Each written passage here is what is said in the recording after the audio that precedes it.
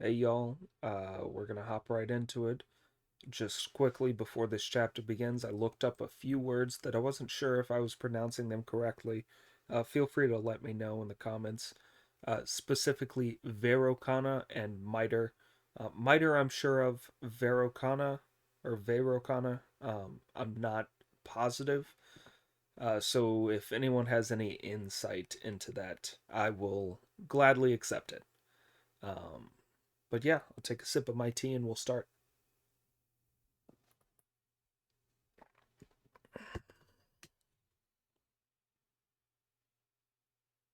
Chapter 16. The monks of the Guanyin Monastery plot to take the treasure.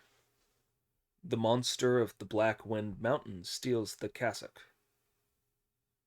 The master whipped on his horse and hurried straight to the temple gate with his disciple to have a look. They saw that it was indeed a monastery. Hall upon hall, cloister after cloister. Beyond the triple gates, countless colored clouds are massed. Before the hall of five blessings coil 1,000 wisps of red mist. 2 rows of pine and bamboo, a forest of locust and cypress trees. The 2 rows of pine and bamboo are ageless in their elegant purity. The forest of locust and cypress trees has color and beauty. See how high the drum and bell towers are, how tall the pagoda. In peaceful meditation, the monks make firm their natures, as birds sing in the trees outside. Peace beyond mortal dust is the only true peace. Emptiness with the way is the real emptiness.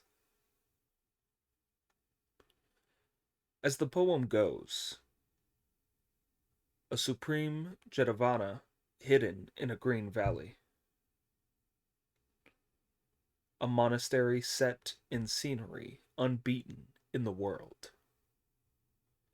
Such pure lands are rare on earth. On most of the famous mountains dwell monks. Sunzong dismounted. Monkey laid down his burden, and they were just on the point of going in when a crowd of monks came out. This is how they were dressed. On their heads they wore hats pinned on the left. On their bodies were clothes of purity. Copper rings hung from their ears, and silken belts were tied around their waists. Slowly they walked on sandals of straw, as they held wooden clappers in their hands. With their mouths they were always chanting their devotion to the wisdom.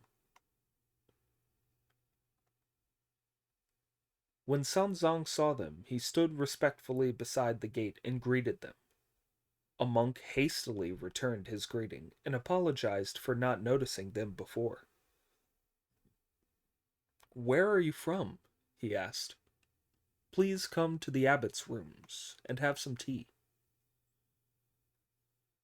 "I have been sent from the east on an imperial mission to worship the Buddha in the Thunder Monastery and ask for the scriptures," Sanzong replied. "And as it is almost night, we would like to ask for a night's lodging now that we are here." "Come inside and sit down. Come inside and sit down," the monk said. When Sansang told Monkey to lead the horse over, the monk was frightened at the sudden sight of him, and asked, "What's that thing leading the horse?"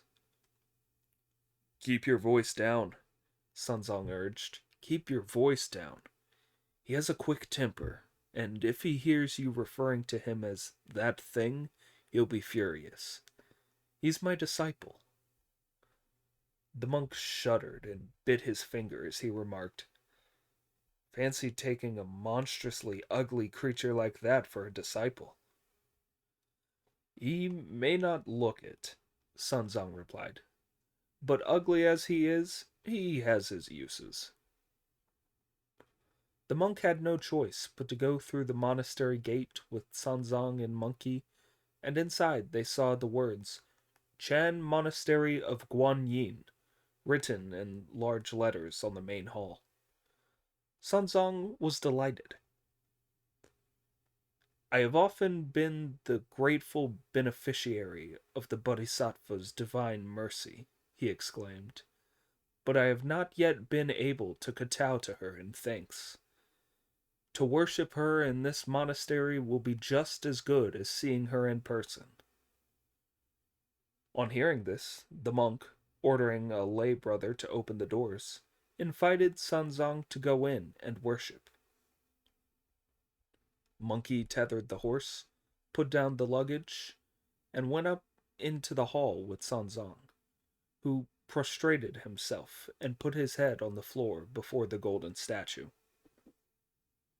When the monk went to beat the drum, Monkey started striking the bell.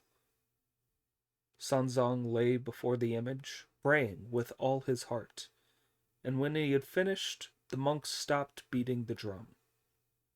Monkey, however, was so engrossed in striking the bell, sometimes fast and sometimes slow, that he went on for a very long time. He's finished his devotions, a lay brother said, so what are you still beating the bell for? Monkey threw down the bell hammer and said with a grin, You're ignorant, aren't you?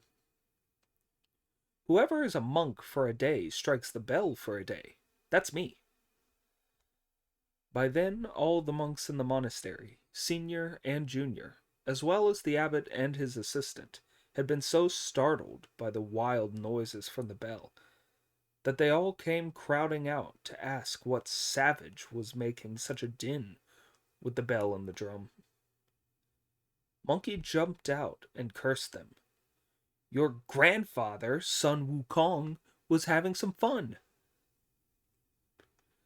All the monks collapsed with shock at the sight of him, and said as they knelt on the ground, Lord Thunder God, Lord Thunder God.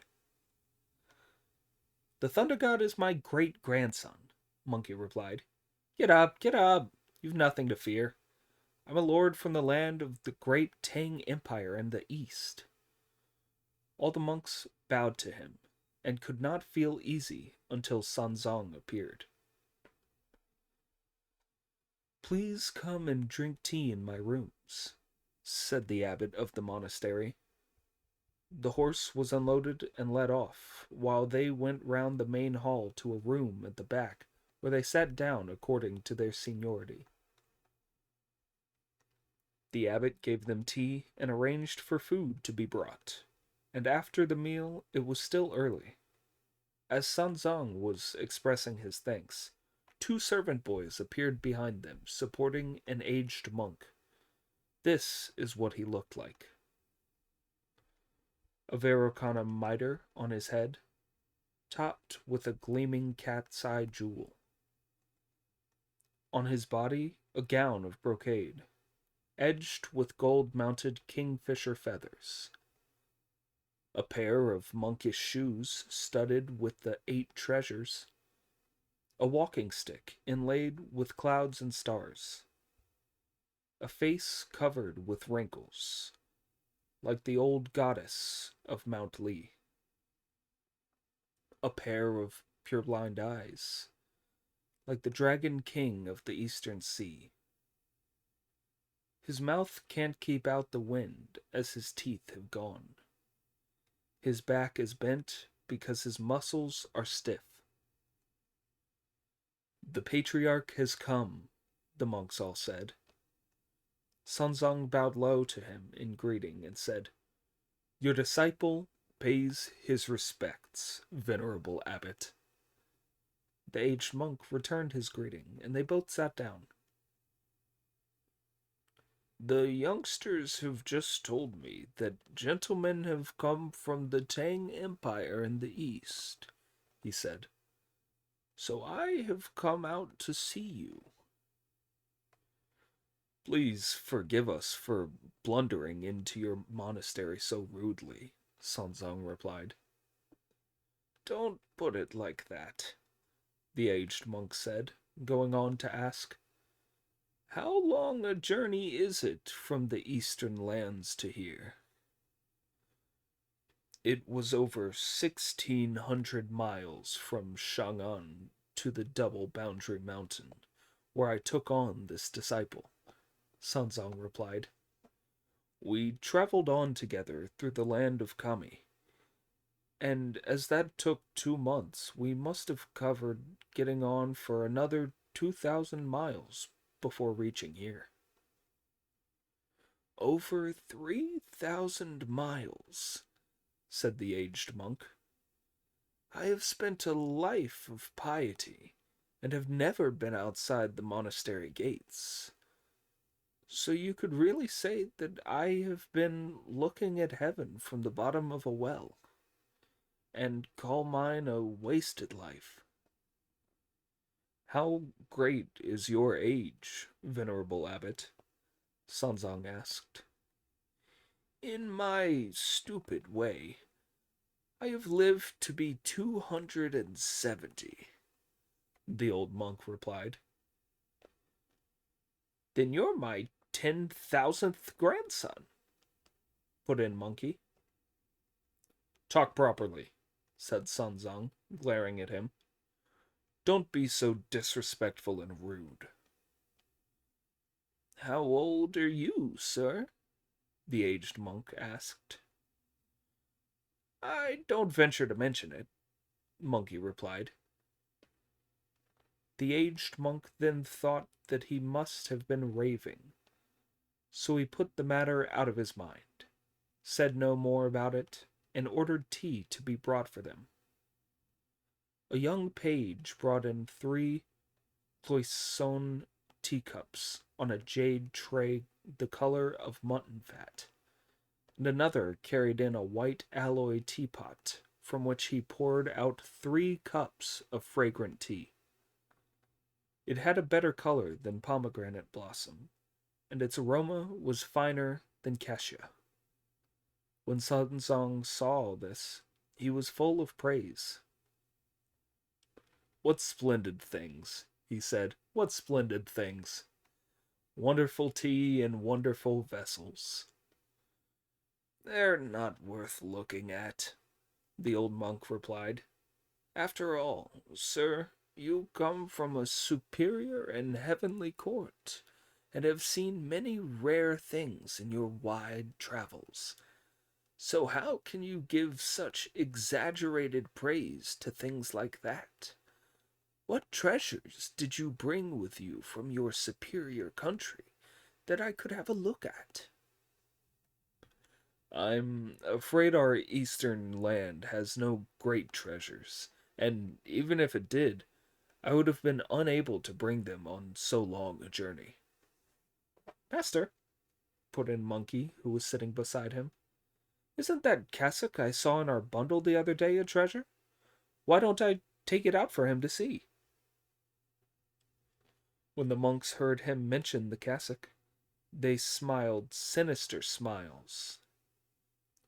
What are you smiling at? Monkey asked. We thought it was very funny when you said that a cassock was a treasure, the abbot of the monastery replied. A priest of my rank has 2 or 3 dozen, and our patriarch, who has been a monk here for 250 or 60 years, has 700 or 800. He ordered them to be brought out and displayed. The old monk, who was also in on the game, told the lay brothers to open the storerooms, while friars carried 12 chests out into the courtyard and unlocked them. Then they set up clothes frames, put rope all around, shook the cassocks open one by one, and hung them up for Sanzong to see. Indeed, the whole building was full of brocade, and the 4 walls covered with silk. Monkey examined them one by one, and saw that some were made of brocade and some were embroidered with gold. Enough, enough, enough, he said. Put them away, put them away. I'll bring ours out for you to take a look at. Sunzong drew Monkey aside and whispered to him.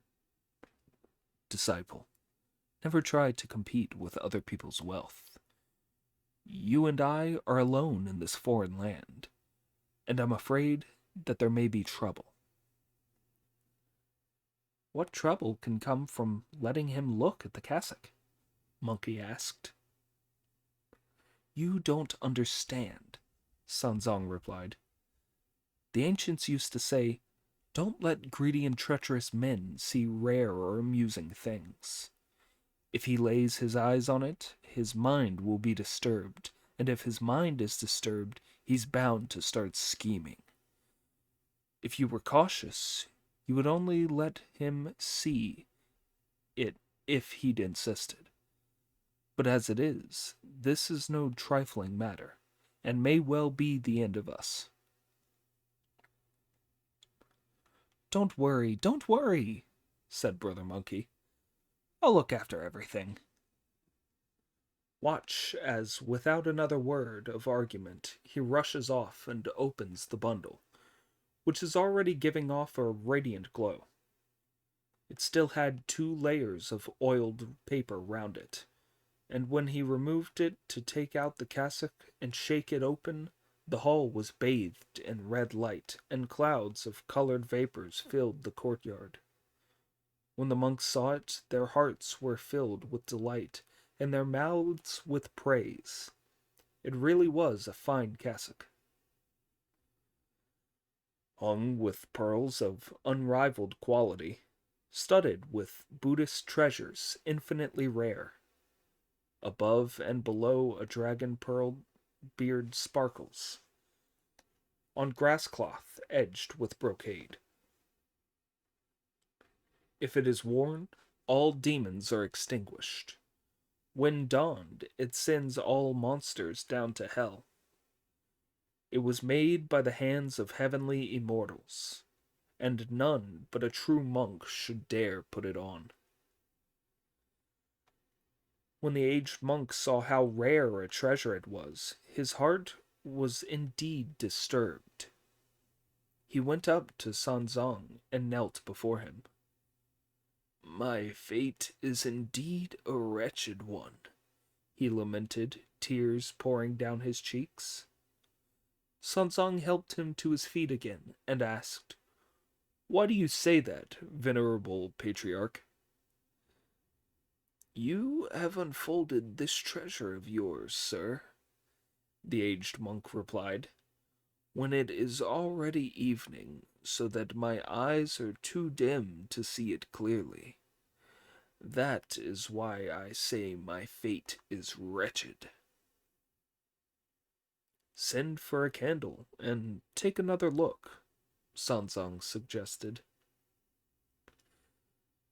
My lord, your precious cassock is already shining brightly, so I don't think I would see more distinctly, even if a candle were lit, replied the aged monk. How would you like to look at it, then? Asked Sanzong. If, sir, you were in your mercy to set aside your fears and let me take it to my room to examine it closely during the night, I will return it to you in the morning to take to the west. What do you say to that? This request startled Sanzong, who grumbled at Brother Monkey. It's all your fault. It's all your fault. He's nothing to be frightened of, Monkey replied with a grin. I'll pack it up and tell him to take it away to look at. If anything goes wrong, I'll be responsible. As there was nothing he could do to stop him, Sanzong handed the cassock to the old monk with the words, I'll let you take it, but you must give it back to me tomorrow morning, in the condition it's in now. I won't have you getting it all dirty. The old monk gleefully took a page to take the cassock to his room, and instructed the other monks to sweep out the front meditation hall, move two rattan beds in, spread out the bedding on them, and invite the two gentlemen to spend the night there. He also arranged for them to be given breakfast and seen off the next morning. Then everyone went off to bed.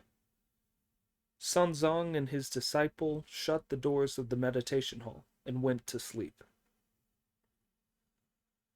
After the old monk had tricked them into giving him the cassock, he held it under the lamp in the back room as he wept and wailed over it. This so alarmed the monks that none of them dared go to sleep before he did. The young page, not knowing what to do, went to tell the other monks. Granddad's still crying, although it's getting on for 11. Two junior monks, who were among the old man's favorites, went over to ask him why he was crying.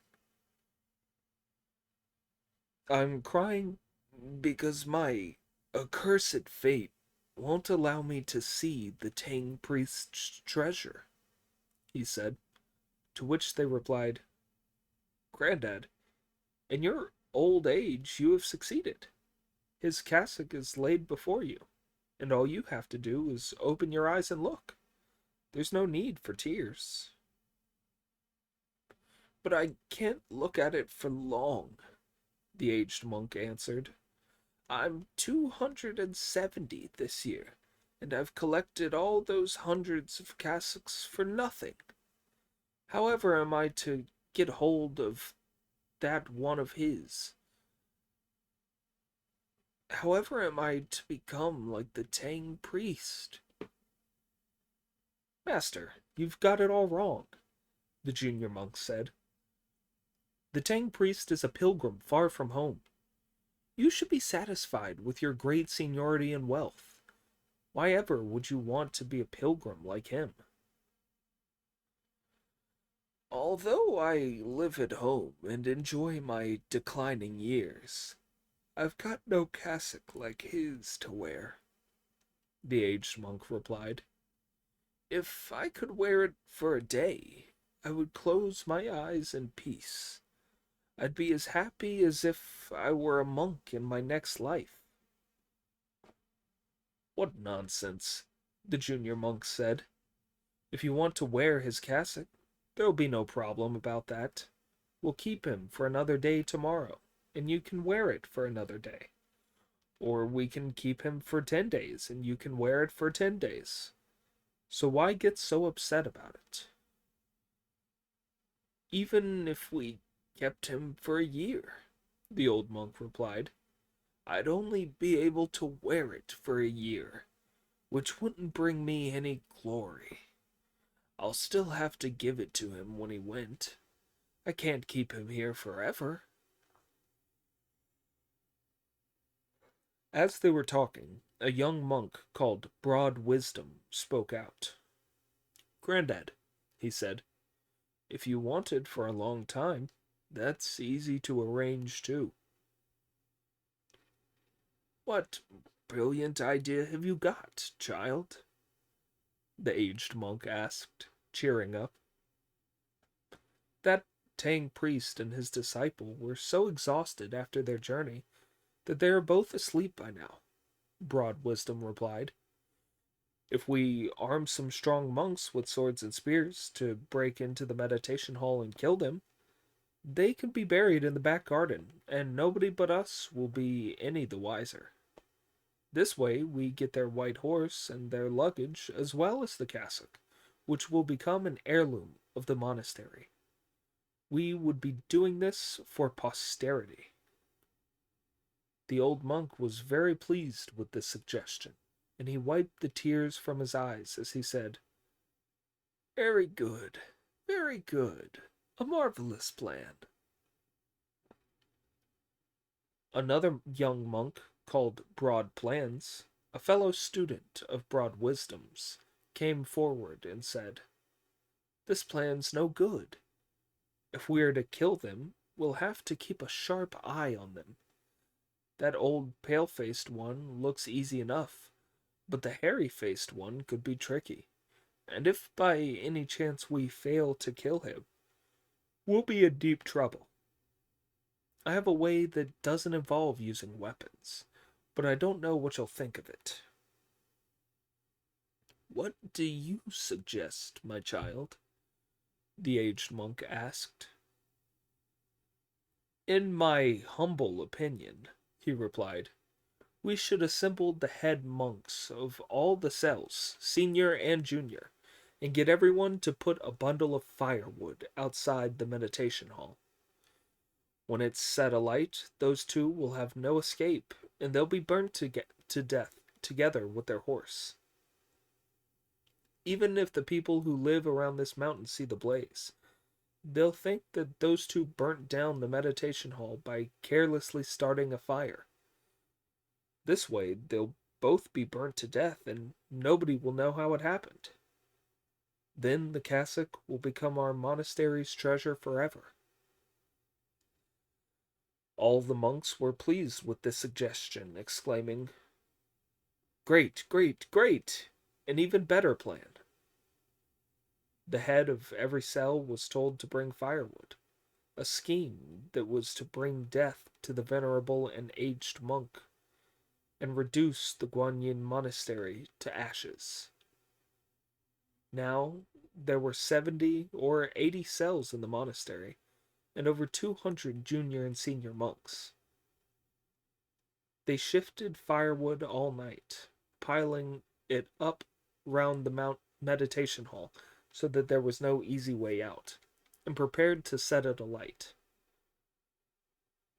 Although Sanzang and he had gone to bed, the magical monkey's spirit remained alert, and his eyes half open even when he was asleep. His suspicions were aroused by the sound of people moving around outside, and the rustling of firewood in the breeze. Why can I hear footsteps in the still of the night? He wondered. Perhaps bandits are planning to murder us. He leaped out of bed, and was on the point of opening the door to take a look when he remembered that this might disturb his master. So instead, he used his miraculous powers to turn himself into a bee with the shake of his body. Sweet his mouth and venomous his tail, slender his waist and light his body. He flew like an arrow, threading through willows and flowers, seeking their nectar like a shooting star. A tiny body that could bear great weights, carried on the breeze by his frail and buzzing wings. Thus did he emerge from under the rafters, going out to take a look. He saw that the monks had piled firewood and straw all around the meditation hall, and were setting it alight. Smiling to himself, he thought, So my master was right. This is their idea. They want to kill us and keep our cassock. I wish I could lay into them with my cudgel. If only I wasn't forbidden to use it, I could kill the lot of them. But the master would be only angry with me for murdering them. Too bad. I'll just have to take my chances as they come and finish them off. The splendid monkey leapt in through the southern gate of heaven with a single somersault, startling the heavenly warriors Peng, Liu, Go, and Bi into bowing, and Ma, Zhao, Wen, and Guan into bending low, as they all said, "Oh no! Oh no! The fellow who turned heaven upside down is here again." "There's no need to stand on courtesy or be alarmed, gentlemen," said Monkey with a wave of his hand. "I've come to find the broad-visioned Heavenly King."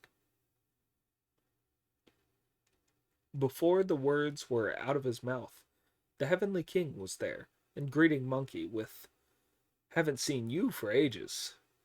I heard the other day that the Bodhisattva Guanyin came to see the Jade Emperor to borrow the four duty gods, the six Dings and Jias, and the revealers of truth to look after the Tang priest on his pilgrimage to the Western Heaven to fetch the scriptures. They were also saying that you were his disciple. So, how is it that you have the spare time to come here? Let's cut the cackle, said Monkey.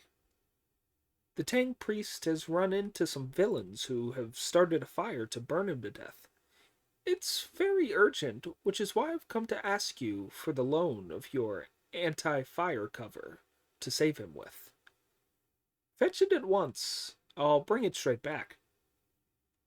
You've got it all wrong, the Heavenly King replied. If villains are trying to burn him, you should rescue him with water. What do you need my anti-fire cover for? You don't understand, Monkey continued. If I try to save him with water, he may still be hurt, even if he isn't burnt up. I can only keep him free from injury if you lend me that cover. And with that, it doesn't matter how much burning they do. Buck up, buck up! It may be too late already. Don't mess up what I've got to do down there.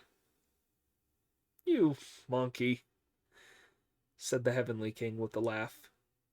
You're as wicked as ever, thinking only of yourself and never of others. Hurry up, Monkey pleaded.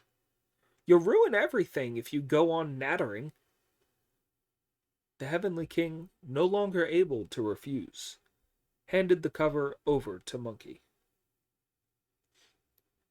Taking the cover, Monkey pressed down on his cloud and went straight to the roof of the meditation hall, where he spread the cover over the Tang priest, the dragon horse, and the luggage.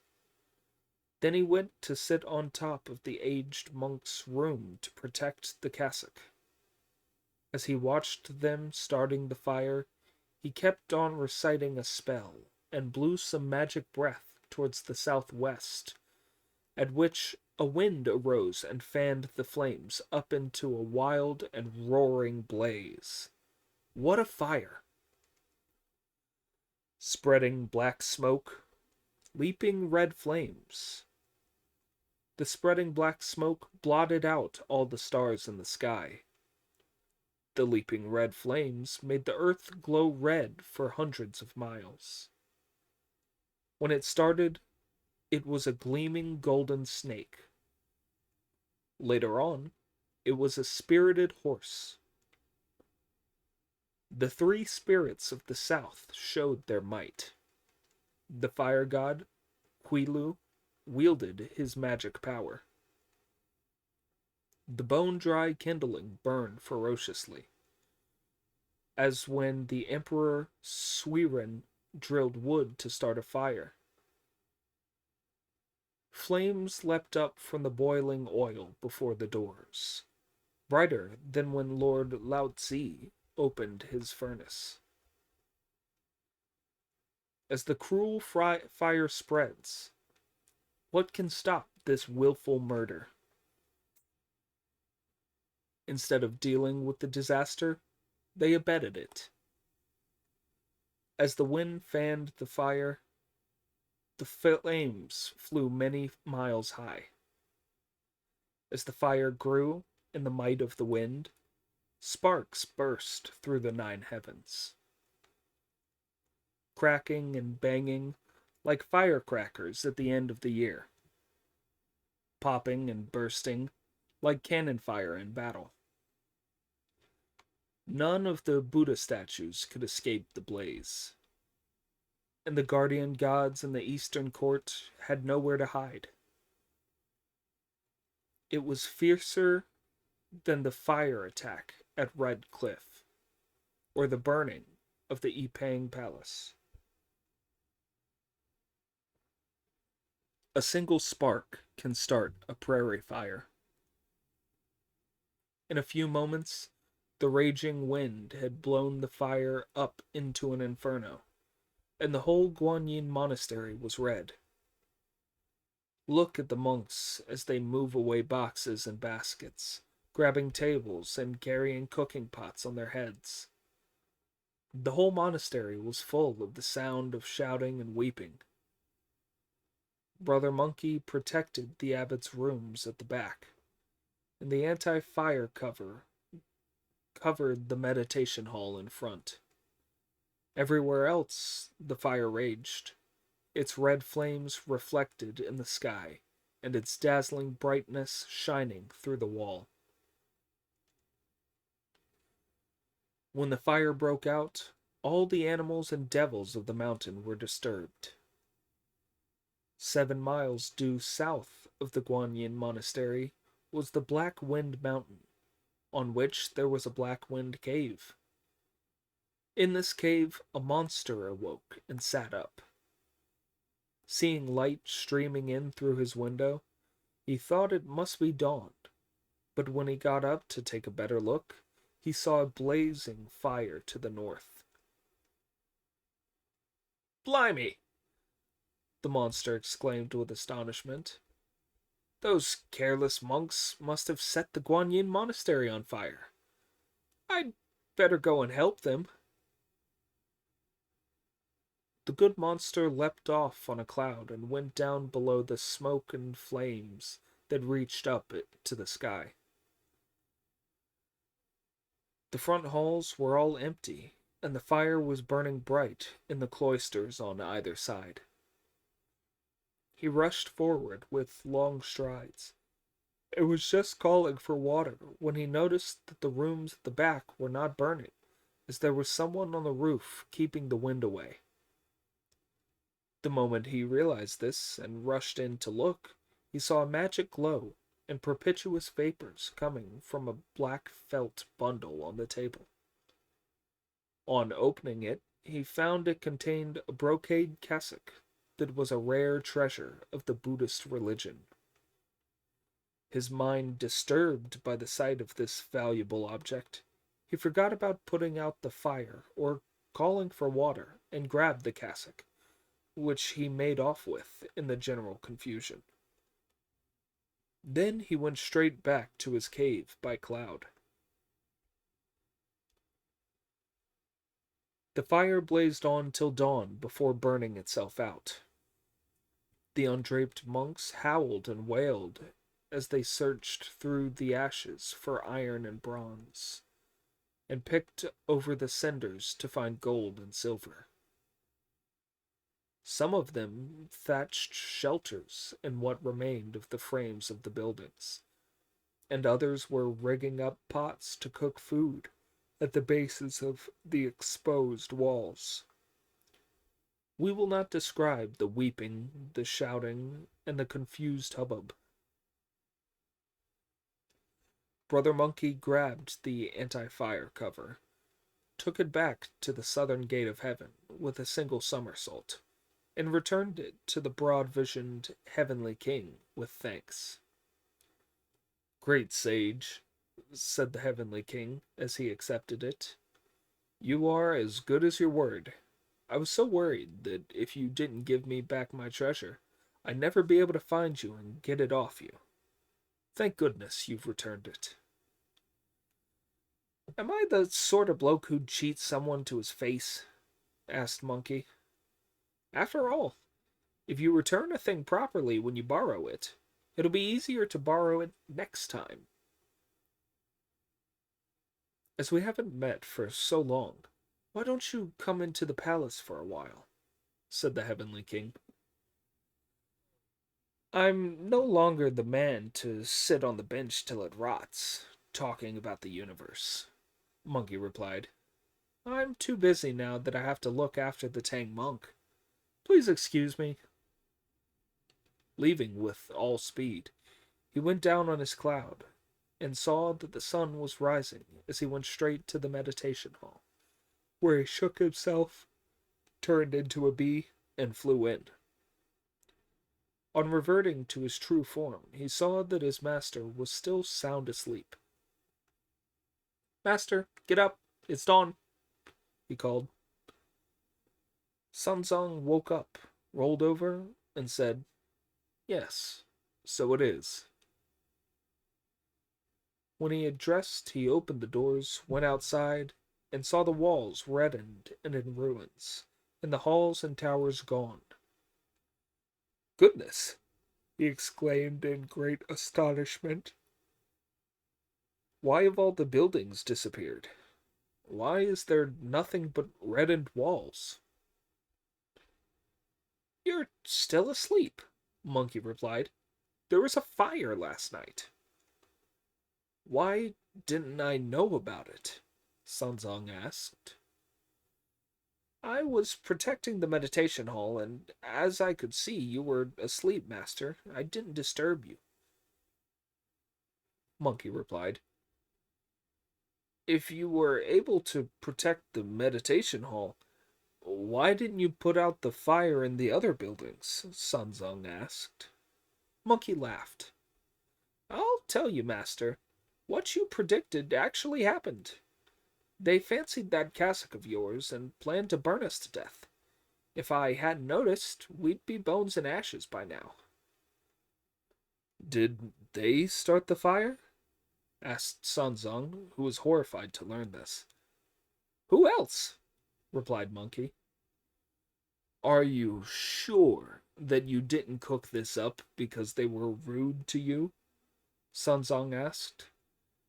I'm not such a rascal as to do a thing like that, said Monkey. Honestly and truly, they started it. Of course, when I saw how vicious they were, I didn't help put the blaze out. I helped them with a slight breeze instead. Heavens! Heavens! When a fire starts, you should bring water, not wind. You know the old saying, if people didn't harm tigers, tigers wouldn't harm people. If they hadn't started a fire, I wouldn't have caused a wind. Where's the cassock? Don't say that it's been burned too. It's all right. It hasn't been burnt.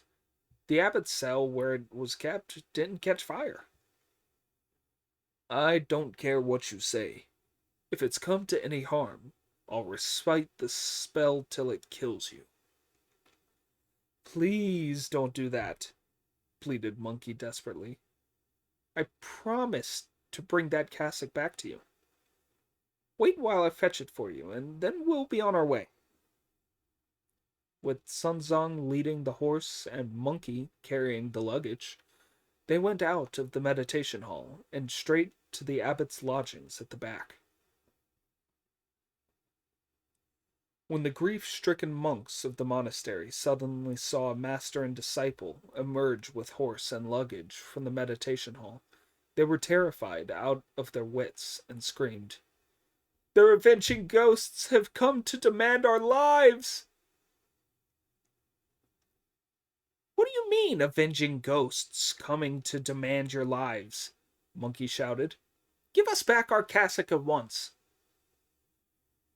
The monks all fell to their knees and kowtowed, saying, Masters, wrongs are always avenged, and debts always have to be paid. If you want lives, it's nothing to do with us. It was the old monk and Broad Plans who cooked up the plot to kill you. Please don't punish us. Monkey snorted with anger and roared, I'll get you, you damned animals! Who asked for anyone's life? Just bring out that cassock and we'll be on our way. Two brave men from among the monks said, Masters, you were burnt to death in the meditation hall, and now you come back to ask for the cassock? Are you men or ghosts? You cattle, sneered Monkey. There wasn't any fire.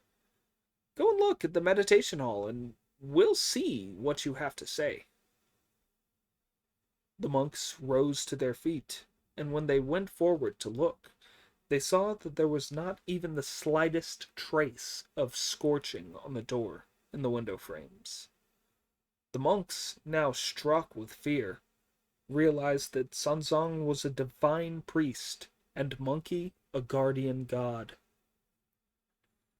They all kowtowed to the pair of them and said, Our eyes are blind. We failed to recognize saints sent down from heaven. Your cassock is in the abbot's room at the back. Sun Zong went past a number of ruined walls and buildings, sighing endlessly, and saw the abbot's room at the back had indeed not been burnt.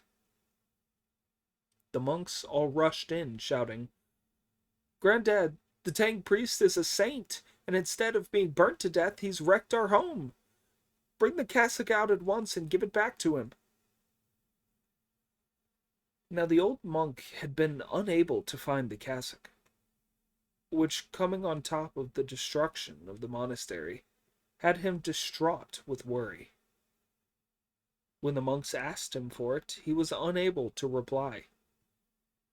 Seeing no way out of his quandary, he bent his head down and dashed it against the wall. He smashed his skull open and expired as blood poured all over the floor. There are some verses about it. Alas, that the aged monk, in his folly, lived so long a life for nothing. He wanted the cassock as an heirloom for the monastery, forgetting that what is Buddha's is not as mortal things. As he took the changeable for the eternal, his sorry end was quite inevitable. What use were broad wisdom and broad plans? To harm others for gain always fails. The other monks began to howl in desperation. "Our patriarch has dashed his brains out, and we can't find the cassock, so whatever shall we do?" "I think you've hidden it somewhere," Monkey said. "Come out, all of you, and bring me all the registers. I'm going to check that you're all here." The senior and junior abbots brought the 2 registers in which all the monks, novices, pages, and servants were registered. There were a total of 230 names in them. Asking his master to sit in the place of honor, Monkey called out and marked off each of the names, making the monks open up their clothes for his inspection. When he had checked each one carefully, there was no sign of the cassock. Then he searched carefully through all the boxes and baskets that had been saved from the flames, but again he could find no trace of it. Sun Zong, now absolutely furious with Brother Monkey, started to recite the spell as he sat up high. Monkey fell to the ground in great agony, clutching his head and pleading, "Stop! Stop! I swear to return the cassock to you." The monks, trembling at the sight, begged him to stop, and only then did he shut his mouth and desist. Monkey leapt to his feet, took his iron cudgel from behind his ear, and was going to hit the monks when Sun Zong shouted, "You ape! Aren't you afraid of another headache? Are you going to misbehave again? Don't move your hand or hurt anyone. I want you to question them again instead." The monks all kowtowed to him, and entreated him most pitifully to spare their lives. "We've honestly not seen it. It's all that dead old bastard's fault.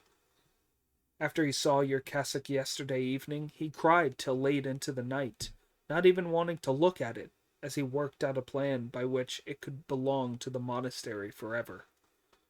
He wanted to burn you to death, masters, but when the fire started, a gale wind blew up, and we were all busy trying to put the blaze out and move away what stuff we could.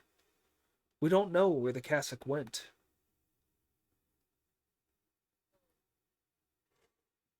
Monkey went into the abbot's quarters at the back in a great rage, and carried out the corpse of the old monk who had killed himself. When he stripped the body, he found no treasures on it, so he dug up the floor of his room to a depth of 3 feet, again without finding a sign of the cassock. Monkey thought for a moment and then asked, "Are there any monsters turned spirits around here?" "If you hadn't asked, sir, I'd never have imagined you wanted to know," the abbot replied. "There is a mountain due south of here, called the Black Wind Mountain, and in the Black Wind Cave, on it, there lives a great black king. The old dead bastard of ours was always discussing the way with him. There aren't any other evil spirits apart from him." "How far is the mountain from here?" Monkey asked. "Only about 7 miles," the abbot replied. "It's the mountain you can see over there." Monkey smiled and said to Sun Zang, "Don't worry, master. There's no need to ask any more questions. No doubt about it. It must have been stolen by that black monster." "But his place is 7 miles from here. So how can you be sure it was him?" Sun Zang asked. "You didn't see the fire last night," Brother Monkey retorted. "The flames were leaping up hundreds of miles high, and the glow penetrated the triple heavens. You could have seen it 70 miles away, let alone 7. I'm convinced that he saw the glare and took the chance to slip over here quietly. When he saw that our cassock was a treasure, he must have stolen it in the confusion. Just wait while I go and find him." "If you go, who's going to protect me?" asked Sun Zang. "Don't worry. Gods are watching over you in secret. And in the visible sphere, I'll make these monks serve you." And with that, he called the community together and said, "I want some of you to go and bury that old ghost, and some of you to serve my master and look after our white horse." The monks all assented obediently, and Monkey continued, "I won't have you agreeing glibly now, but not waiting on them when I'm gone. Those of you who look after my master must do so with pleasant expressions on your faces, and those who feed the horse must make sure he gets the right amount of hay and water. If there's the slightest mistake, I'll hit you like this." He pulled out his cudgel and smashed a fire-baked brick wall to smithereens. The shock from this shook down 7 or 8 more walls. At the sight of this, the monks' bones turned to jelly, and they knelt down and kowtowed to him, with tears pouring down their cheeks. "Don't worry, master. You can go. We'll look after him. We promise not to show any disrespect." The splendid monkey then went straight to the Black Wind Mountain with a leap of his somersault cloud to look for the castle.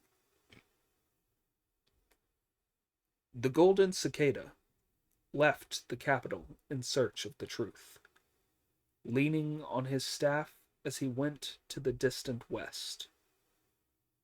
Along his route were tigers, leopards, and wolves. Few were the artisans, merchants, or scholars he met. In a foreign land, he encountered a stupid and covetous monk, and depended entirely on the mighty great sage equaling heaven. When fire and wind destroyed the monastery, a black bear came one night to steal the silken cassock. If you don't know whether the cassock was found on this journey or how things turned out, listen to the explanation in the next installment.